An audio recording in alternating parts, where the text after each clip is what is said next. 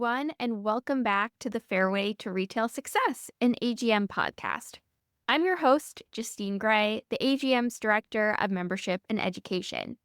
Today, I'm joined by Katie Gates, the Director of Retail at Interlachen Country Club, which was named a 2025 Top 10 Best of the Best AGM Platinum Award recipient. Before stepping into the golf retail world, Katie owned her expertise in menswear retail, bringing a keen eye for merchandising and a business-minded approach to her role. She holds a merchandising and business degree from Florida State and has been instrumental in driving innovative retail strategies at Interlachen. Katie has found creative ways to engage members and boost revenue. Today, we'll dive into her approach for marketing, merchandising, and elevating the member experience. Katie, thank you for joining us today. Hi, Justine. Thank you. I'm so excited to be here. I love how you're expanding these conversations within the golf retail community into new channels and just giving us a platform to chat casually. It's awesome. Thank you. Yes, that's at the heart of what the goal is with the podcast. So That's amazing. great. So, to get started, can you tell us a little bit about what initially drew you to the golf industry and how your background in more of the menswear space has influenced your approach to merchandising? Yeah, definitely. I knew very little about the golf industry before I started. I was not a golfer. I came from a pretty big golf enthusiastic family, but it was never something I had considered as a career path when I was starting out. Before this, I was the national sales manager of a luxury leather goods company. So I worked primarily with men's, also some women's specialty stores all over the country, and also with luxury retailers like Neiman Marcus, and we developed a lot of product for Peter Millar and Brooks Brothers. So I was really more on the retail end of the spectrum and did a lot with product development side of things. So when the opportunity came up, I looked really closely in the industry to learn a lot about it. And what the first thing I noticed that I really loved was like the built-in clientele of buying for a country club versus traditional retail. You have your audience right there where you are. You get to know them on a deeper level. You can buy much more personally with really good understanding of who you're buying for and what they want and what you think they might want, but they just don't know they want yet. And taking things from other aspects of the retail industry and combining them with golf, I thought was just a really fun opportunity. And you also are buying and selling and getting to do product development all in one, which I think is really cool. And I always say that's one of the most fun aspects of my job is how well-rounded it is and how you get to do a little bit of everything. Absolutely, yes. Yeah. Merchandisers certainly wear many hats in a day Yes. or in a week. So, Yes. absolutely.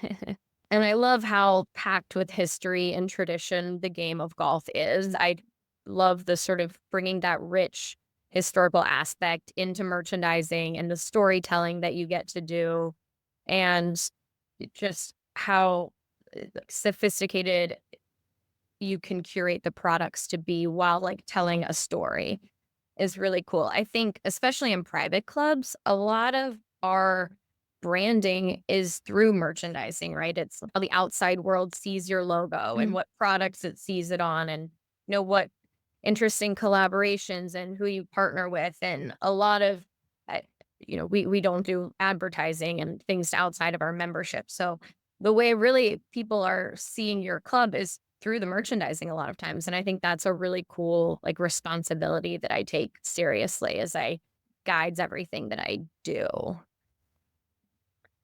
I love that. Yes, and speaking of rich history, I know Interlaken has quite a bit of that on property there, and you've really done a really nice job of blending that with innovative ideas of balancing the tradition and being forward thinking. And I know something you wrote about in your Platinum Award application was the commemorative emblem project. So can you tell us a little bit about how that came to life and its impact on your retail program? Yeah, definitely. We have been undergoing a course restoration led by Andrew Green over the last year. So when we were starting to reopen last year, we had a mini season on the back end. We really wanted to make that moment in time special. The members went a year without being able to play the course and that kind of sacrifice. And we wanted a way to say, look, this was really important for the future of the club. And thank you. And we are celebrating this as a special kind of moment in time. So I wanted to do something with kind of the branding of that to make it memorable. And I worked with our communications team. We really took a lot of time and effort, and we built the emblem over probably 3 months, taking different, inspirations. I think we had, like, over 20 iterations of the logo that we did, and the way it came out was we wanted every single piece of it to mean something.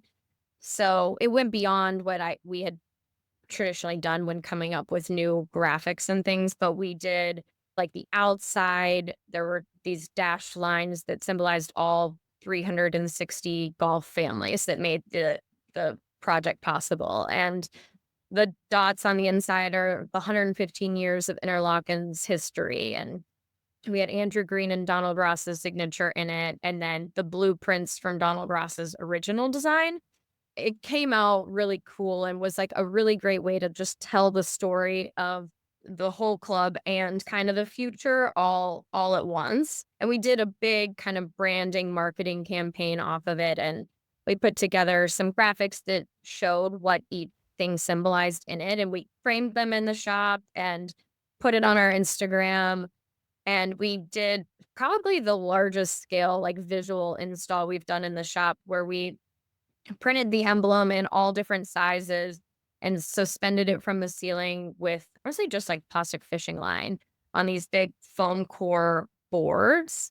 And then we had window cling graphics installed to the outside of the shop with Donald Ross's original blueprints. So it really was just very eye catching. And a lot of people were like, what is this? And wanted to stop in and talk about it. We did a limited edition range of products. We did everything from French terry hoodies and hats to we put it on Titleist golf balls and did some limited edition Bettinardi putters. So a wide variety of things that you could wear, you could keep as a memento of the time. And we really saw a lot of great foot traffic, even from some of the older members that we don't see all the time who were like, this is cool. I want to get something from this collection. And I feel like it brought the whole club together in a really cool way. And we did some giveaways to the membership with the emblem on it. And yeah, it was a really great experience. It was our highest viewed social media post, I think, ever in the history of our Instagram. So it was a great way to bring in merchandising with regards to what the members making it special for the members and still rounding it out with great social media and the communications aspect too. Wonderful. And the logo is beautiful. I know I've seen Thank it. you. It's beautiful. It's really unique and eye-catching. And I liked Thank how you you. talked about just as simple as foam core board with fishing wire or window clings. Those are not super expensive things for folks to update their visual displays or do something different that really is a low investment and you're not going out and buying new tables or new mannequins. Those are really simple, easy. Anyone can get those printed locally, and that's awesome. For sure, for sure. Yeah, easy to do, and I think if you yeah, you do it the right way, it's an easy way to make a big impact without spending a lot of money, like you mentioned, and still make it, like, feel sophisticated and blend in with the rest of your shop as well. I know it's something that we wanna try and expand upon in the future with different things. Yes, and I think that's something important at private clubs is curating that space that reflects the whole feel and vision of the property. If it's a more traditional club and there's a lot of dark wood or things, or if somewhere is more Totally. modern and sleek, or somewhere where you're by the beach, so it has a beachy, bright feel. And I know your shop does a really amazing job at that, that you can feel the heritage and the feel of your community there just by looking at your pictures. Is there anything that you do that you feel really elevates your visual and your shopping experience in your shop for your customers? Yeah, definitely. I think, and coming from like the luxury menswear space, I spent a lot of time in stores all around the country seeing the way they do things. And I think it's all about keeping, yeah, your club's branding in mind. A good thing you said is, yeah, if you're a more modern club and you can take it to a sleeker way, we're a little more traditional with our darker woods, but I try to keep all of our props in the same brass or a little bit of like black industrial, but leather, wood, risers, and table accessories. And sometimes things that aren't necessarily golf at all. Like we have just at antique stores, like an antique pressed iron and curating things like that. We have a sketch mannequin guy that sits on our tables a lot. And I think laying them out too with sort of product and storytelling as well. When I'm merchandising tables, especially, I tried to lay it out the in outfits for people to see, encouraging them to buy more pieces and sometimes less of a lot of different kind of products at once. I always try to tie different accessories in that will go with the story that I'm telling, but I try to keep it as cohesive as possible about whatever it is that product focus is on the table at that time. Whether it's full outfits or a range of rainbow shorts or whatever the stories we're trying to tell, just keeping that in mind and trying not to do too many things that could take your eye or focus away from what it is you want them to buy in that moment or get out of that, I think is a big part of it. For And sure. props and different things that you use. And a lot of them are not expensive. A lot of them I do find at like antique stores or is that's part of our brand. It can even be fun to do some like modern silver slate cubes and yeah, just things that really tie into the story and just thinking, I'm always thinking I want it to look sophisticated. I like, how do we raise the bar of what the visuals are showing to bring it up to look luxurious and look like something we know our members are consumers all over the world in different stores, in airports, in luxury Mhm. hotels. So we want to keep that taste level there for them that mirrors the rest of what they're seeing. For sure. And at a private club, certainly having the advantage of knowing your customer so intimately always helps, I think. Definitely. Makes a huge advantage for country clubs for sure. So something else I wanted to ask you about is what is your ability to adapt to changing member demographics is quite impressive, especially it seems like you have a younger membership base. How do you balance that and ensure that your product mix in the shop as well as how you're reaching them and marketing to them is able to resonate to the various age groups and the getting younger population at your club? Yeah, definitely. It's something that we've seen a huge spike in the last 4 years. It feels like it came out of nowhere. And then that the age shift was just on the rise. We have a lot of young families. So a lot in that like 45 to 50 range when we were more traditionally in like the 60 or 65 to 75. So it's been a lot about just like watching lifestyle shifts and lifestyle trends, listening to members on what they're saying and wanting. But I think you also have to try to forecast past what they even know they want by looking at the brands and what the brands are saying are upcoming trends or styles with them and trying to be ahead of it if you can.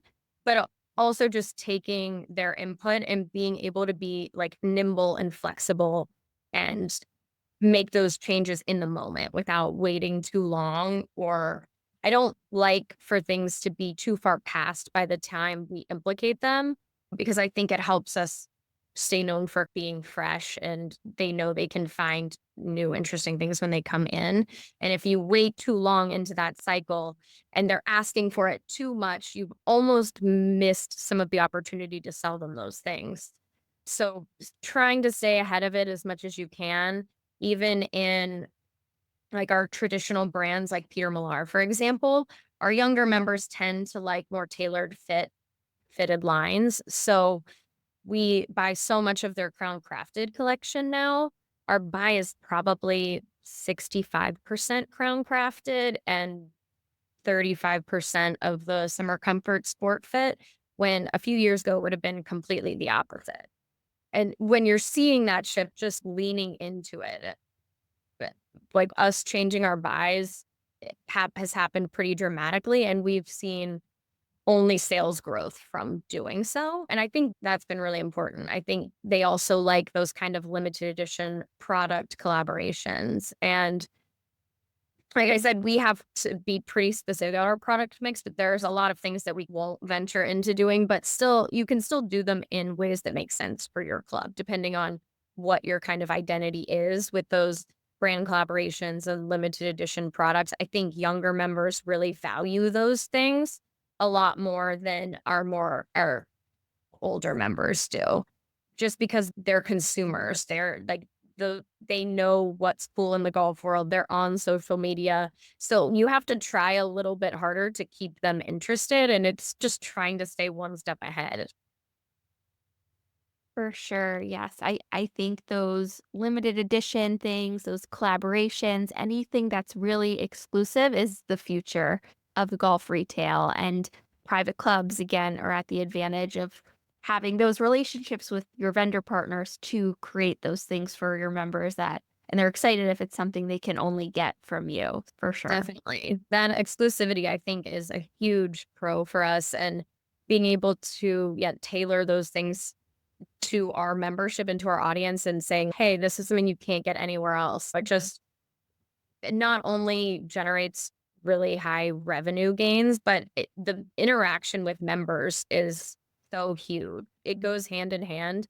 At even knowing if we carry the same line as a specialty store down the road, like we're going to have these products from them that they won't ever have is a really cool advantage for us in this space. Certainly. So I know you had a course closure recently on at your property, and you had a great 2023 in your shop, and your average transaction value actually increased despite having some decline in some items because of the course being closed. So what strategies did you implement to maintain strong sales in light of course closure for renovation? Hmm. Yeah, we really had to shift our focus, and it's something I spent a decent amount of time strategizing on how we would do it, especially with things like balls and gloves that are so closely tied. Your sales are pretty closely tied to rounds played at your club. How we were going to make up for those things being so much lower, our part of our sales that year. So a lot of things we did was leaning into sort of higher priced giftables, things that we knew would be applicable to like the country club lifestyle. So even if it wasn't necessarily for golf, they're at the pool, they're playing tennis, they're playing pickleball. So bringing in accessories for things like that, and also some swimwear, some casual things they could take on vacation, they could take to the lake. We did some beach towels, tote bags. So leaning into heavy accessories and bringing on lines that are going deeper into the products of lines that we already carried that could apply to their everyday lives, and using social media to blast out those messages to get people in the door was really important. Our holiday business also, being a club in Minnesota, our golf course closes from typically mid-October to mid-April, but our shop stays open all year round. And over the last 4 years, we've made a real concentrated effort to grow and expand our holiday business. And when we didn't have the course, it was even more important to have that momentum. And it's become a huge part of our business now. We guide it through things like our holiday gift guide. We do a sip and shop event every year where we serve beer and champagne, and we have little desserts that they can come in and shop different promotions. And that's turned into our single highest sales day of the year. It's turned into a crazy event that we have every year. And what's nice about holiday products as well is they usually lean themselves to higher price points naturally. And a lot of those things you can get better margins on. So when your course is closed, keeping those higher margin products and things that we're just getting higher dollar off of because we don't have as high of a turn on products was super important to us. And it really helped keep our sales on track for as much as we could and make up for some of that lost foot traffic, the lost guest play, the loss of events. Just like you really have to just pivot and dig into different things that we and some of the things were initiatives we had done in the past, but we had to go so much further with them and really elaborate there. But yeah, it was a great learning time for us, I would say. It's a difficult time and a tricky time, but it's definitely a good way to be like, "Okay, we're innovating this." And it it gave me a good time to say, "Okay, this is something we've done the same way for too long. We're gonna change this." So even now going into reopening, we've already innovated those products because we knew we had to have something attention grabbing. Even in head covers, it was like we knew we needed to design some really special limited edition designs and do some things that would draw people in because they just weren't buying them because they were using them every day, but they were coming in for a reason. Amazing. Yes, that's terrific. And I'm glad you mentioned your holiday gift guide because that was going to be the next thing I Oh, asked yeah. about. You put together a beautiful gift guide that looks like it belongs to a luxury department store or a high-end specialty boutique, which I think is really amazing. And again, it matches the feeling of what your golf shop looks like, the type of products that are in it. Can you tell us a little bit about your process of how that gift guide comes together, who is involved in it, and how you build that? Definitely. It's one of our most fun things that we do all year. I know we have an in-house communications team, and I really owe them so much because they have a great eye and they take my wild ideas and help me turn them into reality a lot of times. But it's both of our one of our most favorite projects. We really try to make the guide easy and inspiring to follow while being interesting and showcasing as much product as we can.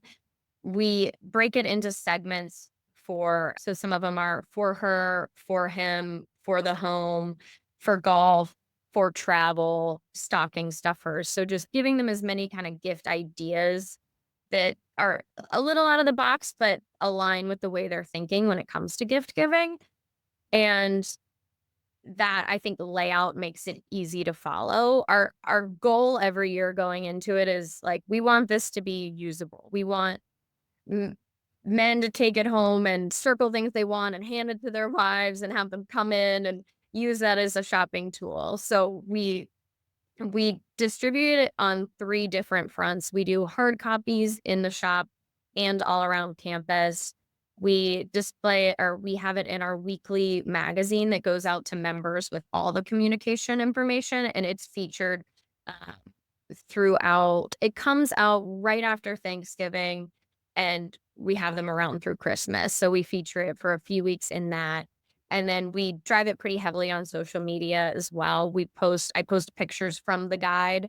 And it's also a great way because I have honestly a bank sort of content for the holiday month that's very busy for us. And we're in front of members and helping them shop. So it gives me a bank of content that I already have that I can just be pushing out there of different things. So it makes that Instagram side of it easy. And we link it in our bio and just drive traffic there as well. This last year we did a fun promotion. It was a golden ticket. So we put golden promotional certificates into 10 of them across campus for different things like percents off or free t-shirts, things like that. But it was really fun because people were going through the guides trying to find them. And it was for one weekend. It was a little bit of like mania, but fun mania. And I think one of the things that also from the beginning of us starting to do it, that really engaged members was we used different members of our team as the models in the guide. So when they're looking, they're like, "Oh, that's that assistant pro that I know." And over the last couple of years, we've made taken it from just the golf team to people all throughout campus. So it's the fitness trainer they know, the food and bev manager they talk to at the restaurant, just incorporating club wide. And we would get people coming in and joking around with the assistants like, "Oh, will you sign mine? Oh, you're a celebrity." But it just I think when you're first introducing it, it helps be like, oh, I know. It gets them interested to flip through the whole thing. And now they anticipate that they will have the gift guide every year, which is nice. But when we were first launching it, those things were definitely part of the eye catching. And then also when people would come in with the guides to shop, it helped our team members. Like they just naturally had so much to talk about and they would joke around with them and easy ways to shop. And it's also been a nice tool for our national members will call us on the phone and say, okay, go to page 5. I want this. So it's nice to see that it's actually used as a helpful tool and resource and just a fun way to get team members involved and show off product and come up with fun editorial shots. But it actually is useful for them as well. I love that. And the staff as models is truly the key. I did something very similar a few years back, and that Hmm. was absolutely the key right there is having all the professional staff involved in pictures. I also had an autographing the guide situation in our shop. So, absolutely. And you make a great point of reaching those folks who maybe aren't on property every day. If they're out of state or if they're traveling, I think that's a great tool for them as well, so they get the holiday shopping experience without being on site.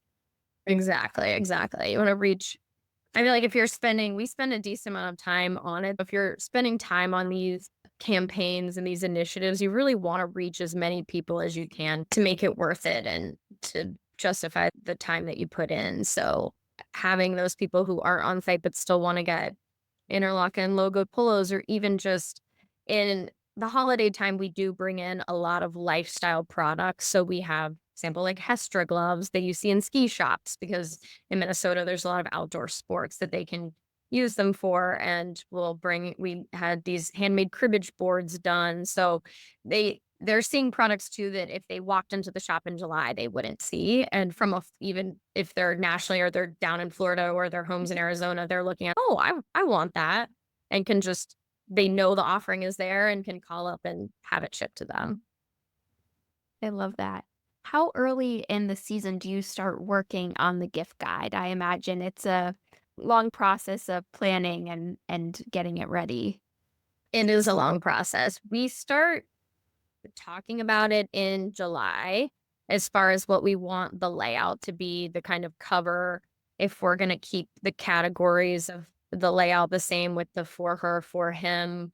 We've we changed it up a little bit. We did something this last year where we did a key for the luxury gifter, the homebody gifter, the practical gifter, right? Like socks and hats and things like that. So we start brainstorming what we want the layout to look like and what kind of categories we're going to hit in July.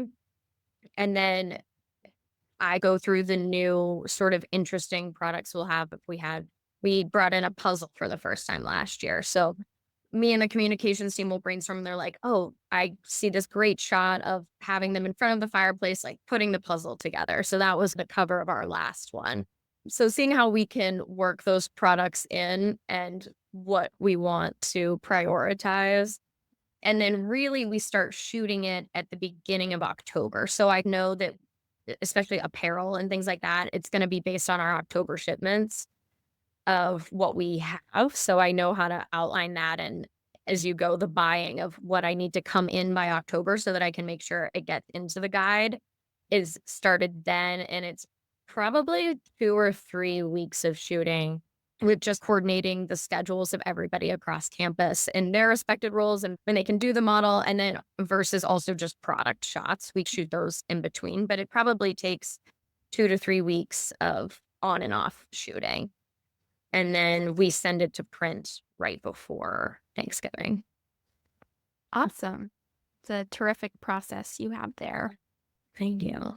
Looking ahead, what's next for retail at Interlaken? Are there any upcoming trends that you're excited for, or maybe up and coming brands that you're excited to see how they do for 2025 and beyond?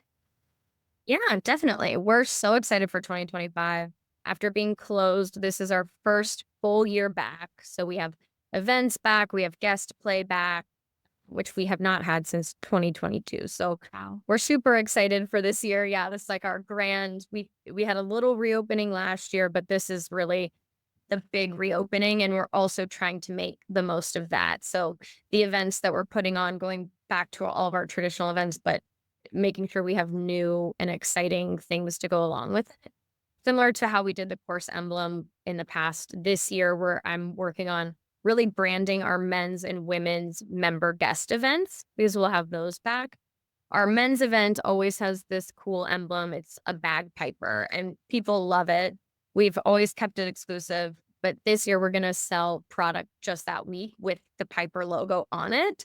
So I'm really excited to take advantage of that. And we're doing some cool, it's very old worldly. So some leather goods and some plaid fabric head covers and things like that. And I want to apply the same thing to the women's as well. It traditionally hasn't been as big of an event as the men's, so we're trying to get it closer to that scale and taking those same principles and having some fun product available for them during those times. And I think just capitalizing on events in general. We know they're going to want to come in and get team uniforms for these events and making sure we just, when they're coming in for those needs, we have great product and trying new lines.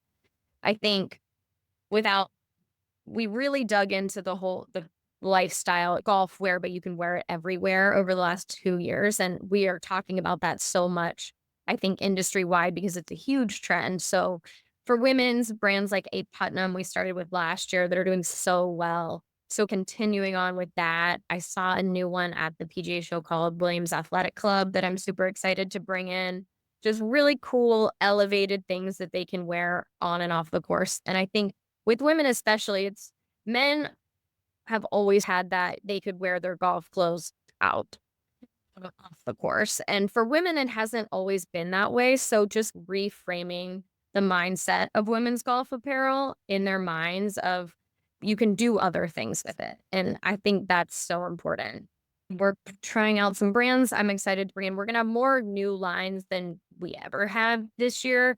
We're gonna be bringing in For All, which I'm super excited about, to hit our it's a bit of a younger target market for sure. Mid-Spring is a new line that's local here, but they're at the PGA Show as well, and I think they are applicable for every demographic, and I love their 2 girls who grew up playing golf together, were friends, started this line together, and that the whole, like, conversation of, like, women owned, women designed, women started, women's apparel. They're like, "We're golfers, but we live our lives too, and we know what it means to feel good playing in these clothes and then also wearing them out into the world." So, we're gonna do a cool communications message with them in our weekly magazine of just a cue and a brand kind of launch to go with our women's league opener event. So I'm really excited to bring on those lines. On the men's world, we're leaning really hard into the lines that have done so well for us over the years. Holderness and Born is huge for us now. Peter Millar, tried and true. You really can't go wrong there. Grayson and Johnny O have been our core. So we're leaning in heavy to those lines, but supplementing it with some cool new brands. Field Day out of Chicago, we just got our first drop and the members have loved it already. So we're leaning hard into them this year for being in Minnesota. We sell a lot of layering and they just have these great quarter zips and hoodies made from these menswear fabrics inspired by. And I just think it's so cool. We're bringing in Sunday Red this year, which I'm super excited about as just like a new to market product, and I was really impressed when I saw the line in person. So we're excited to just hop these things that we think will be really attention grabbing into things that we know will perform well. And with our demand will be up so high this year, I think you have to come up with a middle ground of both. Amazing. Thank you so much. And Mhm. as we wrap up here, one final question for you. What advice would you have for other AGM merchandisers and retailers who are really looking to elevate their golf shops this year? Any quick tips or advice? Definitely. I think a lot of times it's in this current state that the golf world is in. I like to think about it as not selling just golf products and selling creating experiences, taking products that maybe aren't necessarily golf and applying them to your club. There's eh, taking inspiration just from everywhere and making it golf rather than just like staying in a box that is what golf products should be, because there's so many things that can assimilate into the country club lifestyle that maybe traditionally haven't been seen as golf. And when we do that, we see the revenue benefits from it every time. So I think it's just looking at things from everywhere. On Instagram, I spend a lot of time following brands, also at specialty stores because that's where I came from, but I get a lot of good just merchandising ideas from there. Even line sheet, the line books from brands of how they shoot products. I take a lot of inspiration from that and I'll try to mimic that on our Instagram. So just I think opening your mind and thinking outside the box and taking things from everywhere, staying adaptable. I feel like retail is an ever evolving industry and kind of the best shops evolve with it. It's really not black and white. It's such a gray area all the time. And just being able to adapt in the moment, adapt as quick as you can. I know I was at a PJ Magazine event one time and someone said, know when to get on a trend and know when to get off the trend. And I thought that was just such a good way of stating that. And I like to think of it as strategize, know when the trend will work for you and know when you should pass on it. And if you can really do those two things, you're in a good spot. Get being done with it before it becomes like it's eating up too much of your inventory and not moving it, and knowing when to be like, this is cool, but we have to pass because it's not going to work for us. And trying things. I think don't be afraid to try things. Just make sure it feels right and true to you and your club. And then don't be afraid to do it. I think the things I've tried that have worked out well, the revenue and the impact of member engagement has far exceeded the things that were more flat and didn't work as well. So I think those are really my biggest things. And don't be afraid to leverage Instagram and social media because, as I said earlier, if you're spending time doing all of these things, you want to get it. You want to meet members where they are, and where they are is on their phones, flipping through Instagram, looking at emails. So it's such a good tool for information that it's so worth putting the time and energy and effort into it. Absolutely, yes. And I like all that you said about knowing when to try a trend. And I like to think of we can't have, not every shop can have everything all the time. Totally. So, as the retailer, you're there to create that curation of knowing what trends or brands are right for your members and which ones it's okay to pass on sometimes. Yeah, totally. I think that about wraps up our conversation. Thank you so much, Katie, for being here and joining us. So many fun insights and things to think about for our AGM retailers, and so wonderful to learn a little bit more about you and your shop at Interlachen. So thank you. You're welcome. Thank you. Thanks so much. This was so fun. Thank you, everyone, for tuning in to another episode of the Fairway to Retail Success. We look forward to seeing you again next time. Take care, everyone.